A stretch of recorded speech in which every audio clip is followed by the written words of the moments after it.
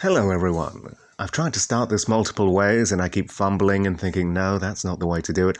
So I'll just jump right into this and say, this audio is about suicide and helping you to try to prevent it if you're having those kind of thoughts, and different ways that people might want to go out that way in a blaze of self-inflicted glory and their methods behind it, and maybe ways and experience I can give you to get you to possibly see things a different way and maybe see tomorrow instead of not seeing it. So if that's something you want to hear and may be useful to you, stick around. If not, hopefully I catch you on the next one. Maybe something more uplifting. Oh yes, his levity is good. Gets you off the ground. Look at him, he's not touching the ground. How's he doing that? How's he doing that? And then you sweep underneath and it's just wires and it's like, ha, gotcha, you crafty magician you. But yes, that was my card. I don't know how you knew that, but it was. Okay, we're gonna be serious now as cars drive past in the background. Long story short, a friend of mine overdosed a few days ago. And, that was it for them. They didn't recover. And the thing is, this is someone who I know has been struggling in various aspects of life throughout the years. I used to call them up every few weeks to check in. And if I'm honest, it was never good news. But I always tried to be there for them to help them through as best as possible. And I'll be completely honest, I haven't heard from them in a while. But the last time I did hear from them, they were on a good path. The last couple of conversations, everything was good. So I almost had like a Mary Poppins mindset where I'm like, my work here is done. They seem to be in a better place now. Good for them. I wish them all the best with everything. And then I just heard about a week ago through a mutual friend that they had overdosed and died. And I couldn't believe it. The last I saw the guy, we shook hands, toured London together, hung out for a night. Not in that way, saucy bastards. But no, it's just, he introduced me to some of his friends. We had a good time. Shook hands on the way back. Everything was good. So it's just like, for him to be able to get through all of those hurdles in life over the years, and something recently, and I don't know what, it's playing on my mind for various reasons. It's just, because I hear about that, people taking their own life for various reasons, but when it's someone you've met face to face, you've stared in their eyes, you've shook their hand, you had a good time, hope, and in your mind you're just like, I hope they're still okay, I'm sure they're living their best life, and then you hear that, it really does mess with you. And then my mind's playing, thinking, should I have reached out? Because there were no signs either. It was genuinely one of those things where I haven't heard from them in, must be about 6 months, which sounds like a very long time, but you know how friends are. It's the kind of thing where you just message them out of the blue, and it's like a day hasn't passed. It's like, okay, cool. You don't go, oh, where have you been these past 6 months? It's like, no. You just reach out, and it's like nothing's changed. You carry on from where you left off. That's how friends are. It's just... But when you hear that, it's just like, damn, I should have checked in more, Why didn't I? Could I have helped this in any way? Could I have prevented this? Why didn't he reach out? What was so bad this time that you couldn't get through it this time? And it's just... And I've been having discussions with people over the past few days about... Because I know people who go through a lot of dark stuff. I've been through dark stuff too. But there are various things that get me through it personally. I'm sorry for hearing a bunch of rustling. It's cold. I have a coat across my legs. It's the whole thing. It's getting dark. The window's open. Whatever. Point is, various people have said various different reasons why they felt like killing themselves and also why they're still alive. And it's the whole spectrum and a whole gamut of things, really. For me personally, I'll start with me. There were a few times where I was just like, okay, this is it. I can't take this anymore. And it can be things from tiny little things where I'm like, oh, God, the anxiety and the stress, it's too much. Yeah. But then you get through it, and then you're like, it's in the past now. I'm glad I didn't deprive myself of decades after that just because of one bad string of events or something like that. But other times you really don't see any way out. You're like, oh, God, there is no light at the end of this tunnel.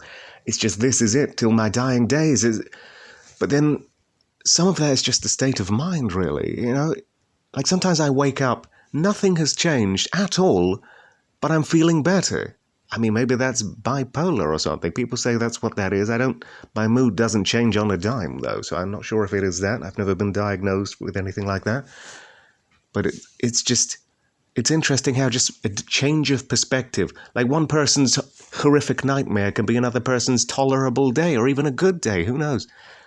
Like I heard someone recently, they said they want to retire on a farm with like a little bee farm that just produces honey, and that's going to be a dream come true for them. And I'm just like, oh my God, that would be a horrible nightmare. No internet? What? No, nowhere close to the nearest store of convenience? How am I going to browse YouTube? But yes, how am I going to catch up with all the video game news? Oh God. And what if I get stung by bees? But anyways, it's not like they were dragging me along to that. It's interesting how things like that play out. So with that said, everything I'm about to say may not apply to you, but maybe it will. It's worth a try. So let's go on with that. One of the things that does stop me, or did stop me from killing myself at various points, and it's the typical one. I didn't want, because my mother is my favorite person in the world. She passed away from cancer about 7 years ago now. But she was always my favorite person in the world. And I maybe didn't show it as much as I should have. Rebellious teenagers, you know how it is. She always used to say, you'll appreciate me when I'm gone. And truer words were never said to me. But I tried to show her I cared, but I don't know. That's one of my biggest regrets, honestly. It's just not making it more abundantly clear how much that lady meant to me and how she shaped me into the person I am today and in the best possible ways. But because of that, I never wanted to kill myself. Even when as times got dark and I never saw any light at the end of the tunnel, I didn't want to put that burden on her. And I had, a fair amount of friends there, and you always hear that, your suffering doesn't end with you taking your own life. It just gets passed on to everyone else who cares about you. And I do believe that. But at the same time, to go against that in a way, if the only thing you see as the way out is by doing that, like you feel like you've exhausted every possible option and nothing else will help you, who the hell am I to say you're selfish for doing that? So with this isn't me telling people that commit suicide that they're selfish. That's not, it's me trying to understand. Because I can't help the people who have already passed away. I can't. But maybe if you're listening to this, you can just find one little iota of this relatable and useful in any way. But even though my mother has passed now, I have a different perspective. Because when times get rough for me, and there are, I'll be honest, there are still days and times where I think, oh God, I really don't want to deal with this anymore. Is this it? That's the thing I keep coming back to. It's like, is this it? Is this as good as it gets? Oh God. And a lot of that comes down to you need to put the time and effort in to make the change. You're not just going to sit there and a bus full of cheerleaders is going to smash through your window, or a lottery ticket's going to float through the window and everything's fine. You got to keep putting yourself out there. You got to keep trying. If you get knocked down, you get back up and try again. Learn from the knockdown. You learn to bob and weave next time, You get that little bit further. Like with video games, for example. If you die, you don't go, oh, well, I give up. It's like, no, you try again. You learn from what just happened. You get a bit further next time. I know life doesn't always play out the same every time, but it's still experiences.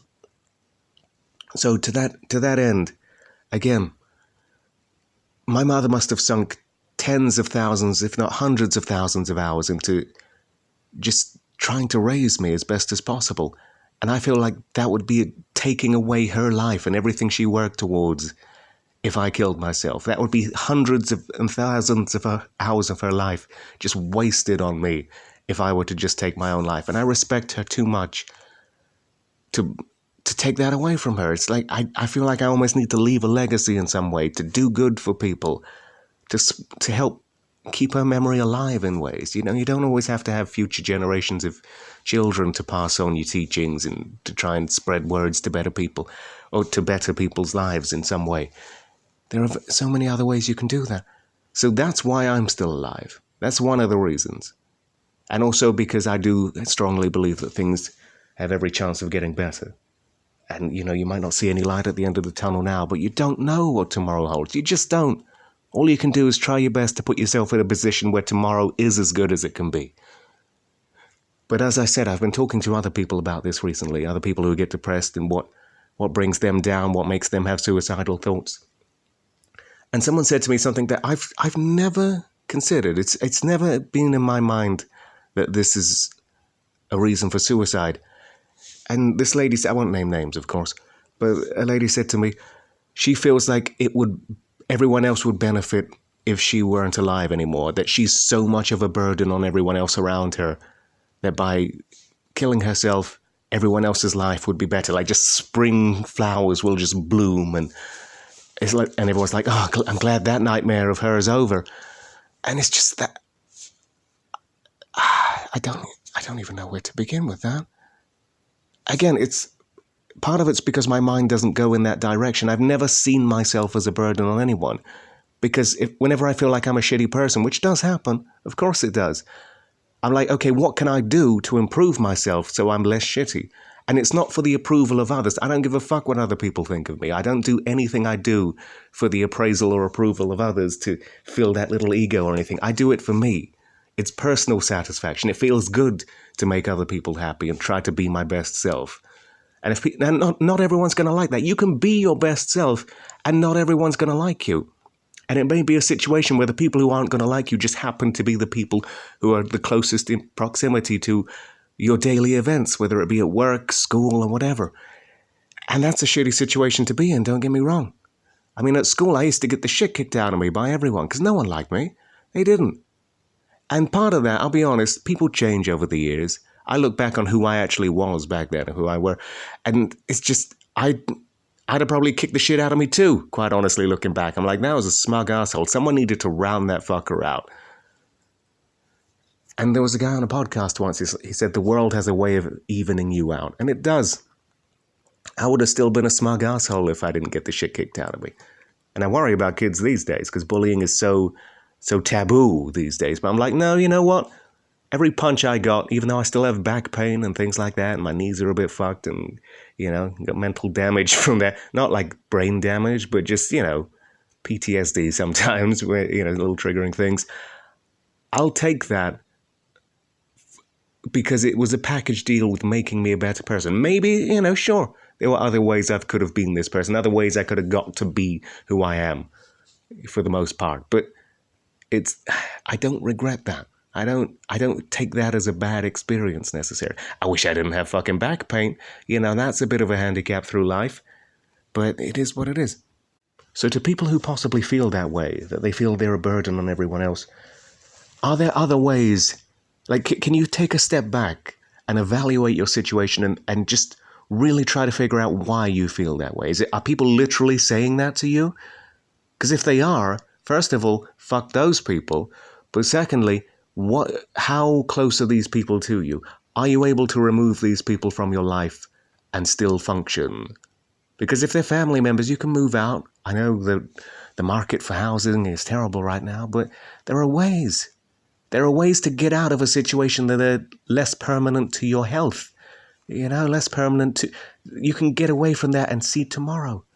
I know it's easier said than done, especially if someone's mind doesn't work like that. Because what's easy to someone is the hardest challenge in the world to someone else. I completely understand that, Some people see a bridge and they think the quickest and easiest way to get across that, and maybe even the only way, is to walk straight across it. Whereas other people, they don't even see that as an option. They go around the bridge in a way. And to them, that's the most logical way. And it still gets you where you need to go. But then other people look at you and they think you're fucking crazy because you only see that way. But I think it's crazy to want everyone else to be exactly the same as you. What a boring world that would be if everyone thought and acted the exact same way. 7 billion people all acting the same fucking way and thinking the same things and liking the same things, disliking. That would be horrible. What a boring, boring world that would be. You'd never need to meet anyone. I love meeting new people. I mean, I'm a misanthrope, I'll be honest. I do enjoy my own time, my alone time, And most of the time when I reach out to people, it feels like I'm talking to aliens, or I've just said the most alien thing ever, which is very isolating, quite honestly. You open up to people, sorry, someone messaged me a second ago and that distracted me. I can't do two things at once. You open the gates of insight into who you are and you reveal that to someone and they look back at you like you just said the most alien shit, and it's just like, oh, I guess I'll go back to being isolated. I tried. But even to that, I don't feel like that's a fault on me at all. It's just an incompatibility with the people I'm meeting. You know, I'm not climbing buildings and fucking sniping people. I'm not a serial killer. I'm just a guy who thinks differently. It's like even with my humor, for example. If you look at any of the, or listen to any of the other stuff I come up with, people's minds don't go in that direction. They always say, how do you come up with this stuff? And to me, that's just how my mind works. That is the first thought, default kind of thought that my mind comes up with. That's not me thinking, oh, I'll go with, what's the craziest out there thing I can think of to make someone laugh? It's like, no, that is just how my mind works. That is me. That's 100% how my mind works. But the flip side of that, as I just said, is it's very, very, very isolating when you're in a group of any kind, or even sometimes a one-on-one chat, and you're trying to talk to people, and the wavelengths don't connect. And the more and more people you see who all seem to have the same wavelength, and you don't fit in with that, you're like, am I the crazy one? It's got to be me, right? And that's the closest I can feel or relate to the people who feel like they're a burden on anyone else. But all you got to do in that situation is try to find people who you do connect with. Because I've found some people like that. You know, in a world of 7 billion people, I've maybe found like 4 or 5 people who share a similar mindset to me. But that's enough. That's more than enough. Even if I didn't have that, it's just, I still like who I am. And I'm not going to let other people's opinions of who I am bring me down in any way. Not everyone's going to like you, okay? And if you feel like you're a burden on people, you're around the wrong company. It's not you. And if you feel it is you, how can you improve? Look at yourself. Genuinely look at yourself. Think what you like about yourself and what you don't like. You. I'm not talking about anyone else. Fuck anyone else's opinion of what they like and don't like about you. What do you like? Because it doesn't matter who else you're around, you're always going to be around your own company too. And if you don't like who you are, that's bad company to be around, okay? So first and foremost, how can you improve as a person to the point where you can look at yourself in the mirror and say, I like who's staring back at me. I like this person. I like who I am. I'm constantly improving and working on myself. It's not an overnight thing. Nothing's overnight. You can't just say, I'm going to set out and do this and boom, it's done. It's a very gradual thing, but every step gets you closer to your goal. And it will get to a point where you look back even like a month or 2 months or a year and you're like, wow, look at the progress I've made as a human being. And there are going to be times where we slip up and we fall back a little bit and we regress, but don't give up, okay? That sounds so... I'm hearing myself speak right now and it sounds so generic. Yeah, I know it does, but I fucking mean this. I mean, I get days where I slip back. You know, I'm just like, oh, I'm slipping again. I'm drowning again. Oh, God, the abyss is swallowing me again. But I don't give up. And I don't want you to give up either, okay? Even if we've never spoken before, and I still believe there is good in people, okay? And I want you to believe there's good in you too. And if you are struggling with things, it's not a sign of weakness to reach out to people, okay? Don't feel like you have to suffer alone. There are ways that people can help. I mean, hell, I've been finding these ASMR videos. Oh, car's going past again.